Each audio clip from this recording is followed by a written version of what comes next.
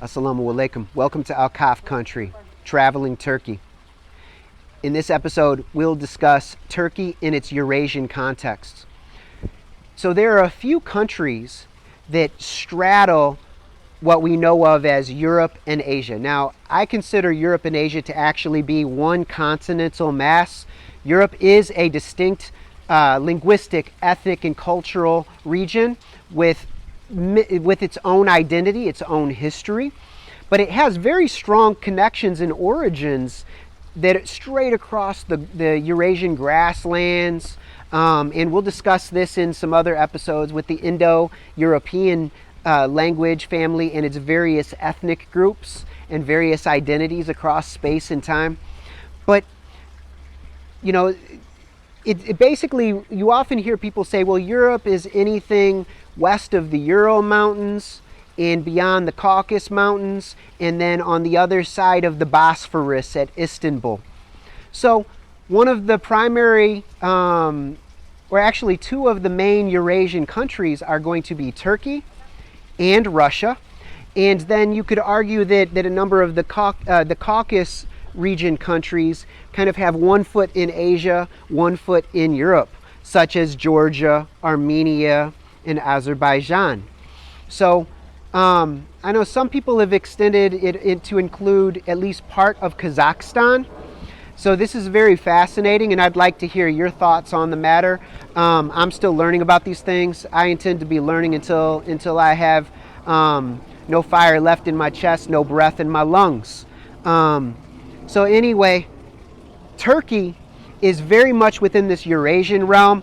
If you notice, the section of Old Istanbul is located on the European side in Thrace proper, and the other areas like Üsküdar on the other side of the Bosphorus are located in Asia.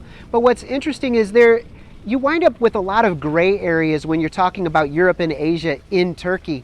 You know, Turkey has been associated, it's been applying to get into the EU for some time. It's associated with NATO and various European organizations and bodies. It has a lot of European cultural influences in this day and age, and has for quite some time. Especially it had, a big French influence, a big German influence. But if you look, it's like, so for instance, in the Inner Aegean region and the Black Sea region, in particular, and even out to Konya, where it used to be ancient Iconium, these areas were Greek and Hellenistic during the Alexandrian times.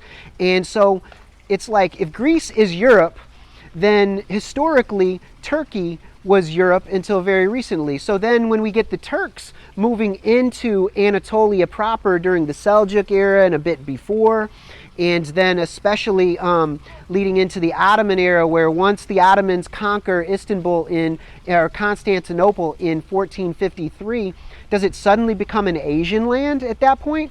Well, maybe the leadership becomes Asian, but you had a very large Greek population here until the Greek population exchanges of the 20th century. So this is important to realize. So in that sense, even once you have, during the Ottoman Empire, since the Ottoman Empire is ruling in Southeast Europe, in the Balkans, and as well as Anatolia, and has such a huge Greek population and a huge Armenian population, which is also like, these are Indo-European people in the Indo-European language family, ethnically Indo-European as far as I'm aware.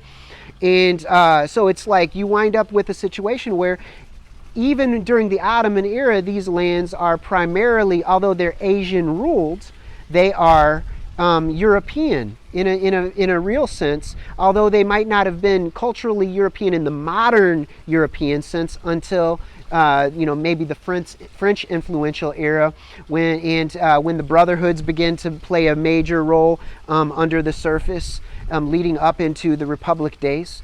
So anyway, this is very interesting, this whole concept of Turkey as a Eurasian country, and thinking about whether it's Asian or European. I'm still, seeing elements of both, and I think it's quite fascinating. And I think that borderlands are always very fascinating, areas of confluence, convergence, conflict, and reconciliation. in harmonization. These are very interesting areas. So anyway, until next time, assalamu alaikum wa rahmatullahi wa barakatuhu.